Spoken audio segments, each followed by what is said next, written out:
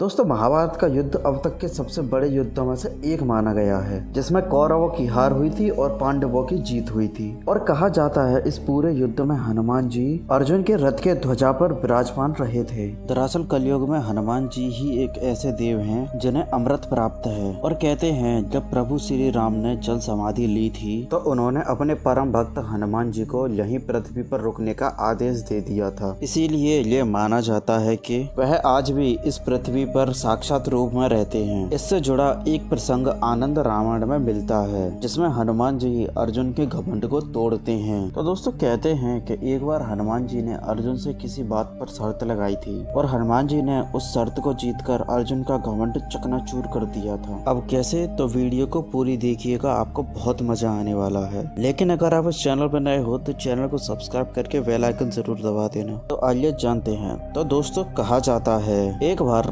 रामेश्वरम में हनुमान जी की और अर्जुन की मुलाकात हुई थी। तो दोनों में श्री राम और रावण के युद्ध को लेकर चर्चा हुई। तो इस पर अर्जुन ने कहा, आपके श्री राम तो वीर धनुधर और योद्धा थे, तो उन्होंने लंका जाने के लिए उन्होंने पत्थर की जगह बाणों के सेतु का निर्माण क्यों नहीं किया। तो इस पर हनुमान जी ने जवाब दिया कि बाणों का पुल वानर सेना के भार को सह नहीं सकता था। तो अर्जुन ने बड़े घमंड से कहा कि मैं अपने बाणों से ऐसा सेतु बना देता कि वो कभी टूटता ही नहीं। अर्जुन को अपने ऊपर कुछ ज्यादा ही अभिमान था। तो अर्जुन ने कहा कि मैं उस तालाब में एक बाण का पुल तैयार करके दिखाता हूँ और वह पुल आपका भार सहन कर लेगा। और उस समय हनुमान जी अपने सामान्य रूप में ही थे। तो फिर हनुमान जी ने अर्जुन से कहा कि अगर ये सेतु मेरा भार सहन कर लेगा तो मैं अग्नि में प्रवेश कर जाऊंगा, और अगर ये सेतु मेरा भार सहन नहीं कर पाता या टूट जाता है तो तुम्हें अग्नि में प्रवेश करना होगा। तो यह शर्त हनुमान जी ने अर्जुन के साथ लगाई और अर्जुन ने हनुमान जी की यह शर्त मान ली। और फिर हनुमान जी ने अपना विशाल रूप धारण करके जैसे ही